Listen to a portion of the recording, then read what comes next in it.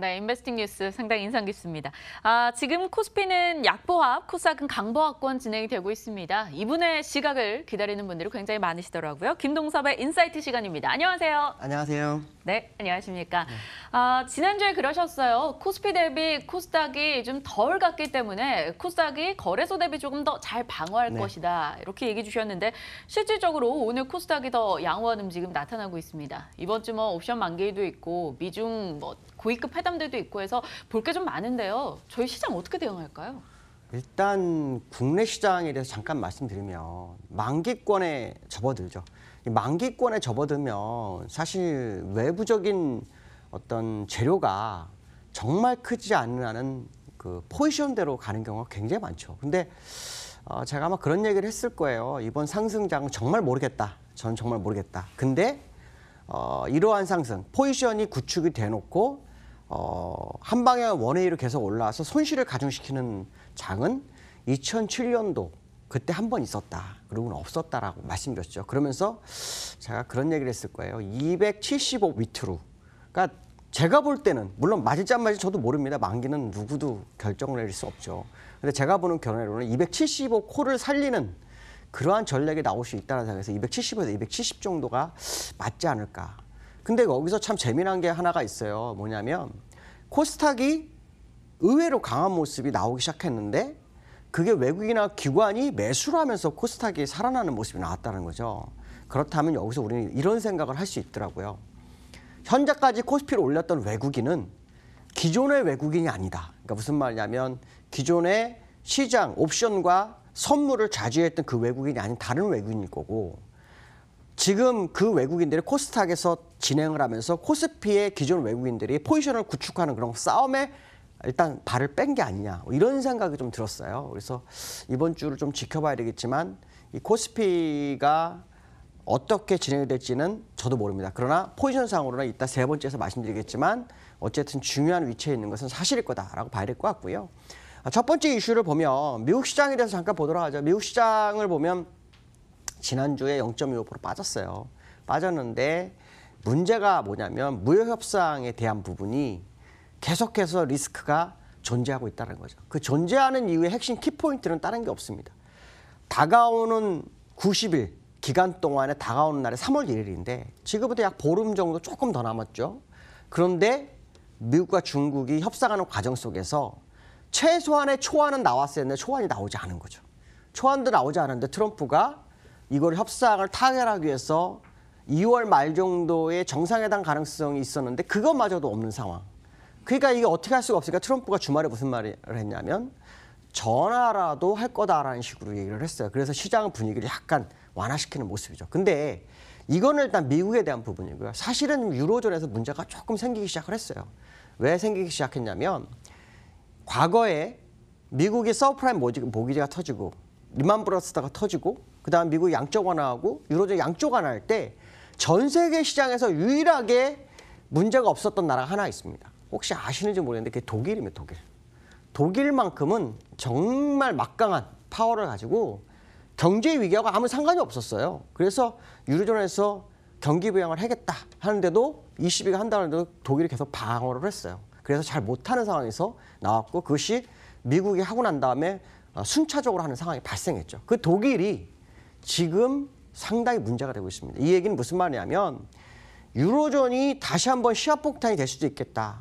그리스 문제가 터졌을 때 독일이 방어를 했는데 그러지 못했다. 뭐 이런 상황이 발생하기 때문에 미국의 무역 분쟁이 결국 타결이 완벽하게 이루어지지 못한다면 수면 밑에 있었던 모든 문제가 다시 나올 거다. 그렇다면 지금 현재 상황이 타협이 안 된 상태에서 주가가 오른 것은 어떻게 보면 의외다 정도로 해석하는 게 맞을 것 같은데요.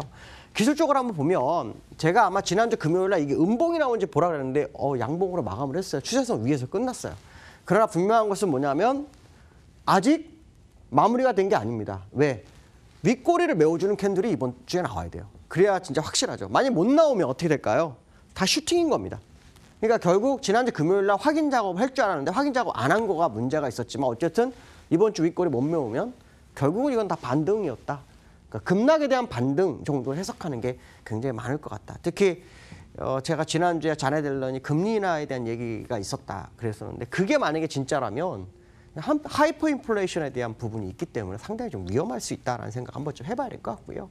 어쨌든 중요한 것은 뭐냐면 이번 주가 결국 시장의 방향성을 상당히 좌지우지할 만한 모습이 나오기 시작했다라고 생각해야 될 것 같습니다.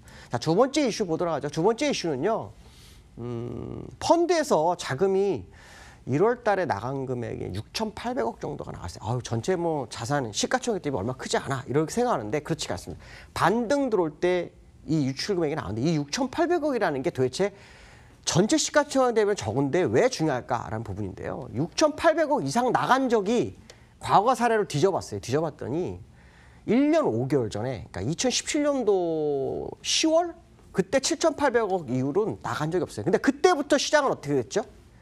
2018년도 잠깐 온 다음에 그다음부터 계속 흘러내렸어요. 그러니까 이 자금이 빠진 것은 어떻게 보면 굉장히 시장에서는 부담으로 다가오는 것이 맞을 거다라는 생각을 해야 될 것 같고 그것은 누군가는 차익 실현을 시작했다 정도로 해석하는 게 맞을 것 같습니다. 물론 계속해서 그 방향으로 갈지는 아무도 모릅니다. 그러나 아직 시장에서 악재였던 셧다운이라든가 무역 협상이라든가 이런 브렉시트라든가 이러한 부분들이 완전히 해소가 되지 않은 상황이라면 우리가 주의 깊게 시장을 좀 봐야 되는 건 맞을 것 같다라고 봐야 될 것 같습니다. 자, 이번 주 만기입니다. 제가 지난번에 만기를 잘못 얘기했었다가 정정해야 되는데 이번 주 목요일이 만기입니다. 만기날 우리는 뭘 볼까요? 아마 포지션을 굉장히 많이 볼 것 같습니다. 포지션을 보기 전에 일단 제가 먼저 보여드릴 건 수급을 좀 먼저 보여드리도록 하겠습니다. 지금 수급을 보시면 제가 아마 지난번부터 한 얘기 중에 하나가 뭐였죠? 이 시장은 누가 끌어갔다? 외국인이 끌어갔다. 자, 외국인이 끌어갔는데 외국인들이 가장 많이 산 기간이 달보름, 그러니까 6주 정도 산 경우가 있었고 그다음에 팔확률이 높다. 그래서 지난주까지가 어쩌면 매수일 수도 있고 늦으면 이번 주까지다 생각했는데 지난주 금요일부터 매도가 나오죠. 지금 보시면 690억 매도가 나옵니다. 그렇죠? 690억 매도가 나오고 있고 프로그램에서 330억 매도가 나옵니다. 그러면 지금 이 외국인은 아까 제가 지금 기존의 외국인이 아니라면 이 옵션과 선물의 포지션을 구축한 누군가가 움직이기 시작했다라고 판단한다면 이제부터 포지션이 굉장히 중요할 것 같다는 생각이 듭니다. 제가 아마 지난번 287 갔을 때 아마 275 얘기해서 다 웃었을 것 같습니다. 네, 웃었을 것 같은데 지금 벌써 281입니다. 근데 제가 왜 그 얘기를 하냐면 이 포지션을 보면 제가 여기 보여드릴게요. 누적으로 봅니다. 만약에 이게 진짜 이 상태에서 유지가 끝난다면 285 콜 매도가 거의 매수로 바뀌어야 됩니다. 그래야 살아납니다. 근데 기관들은 277까지 매도고 여기까지 이익입니다. 콜이. 그러니까 올라가면 손실이 커지죠. 외국인도 역시 마찬가지로 이 콜 해지를 했지만 올라가면 손실이 큽니다. 이 4만 5천 개 있기 때문에. 그러면 이 매도 4만 5천 개를 풀어주던가 뭔가 방법이 나왔는데 이게 풀 수가 없습니다. 지금 손실이 커졌기 때문에. 그리고 이거를 살려야 되겠죠. 275, 그러니까 2120인데 외국인들이 풋으로 날 수 있는 자리가 275입니다. 그러니까 지금 시장에서는 275가 나올지 안 나올지 저도 잘 모르겠습니다. 근데 이 포지션이 주가가 올라가면서도 바뀌질 않았어요.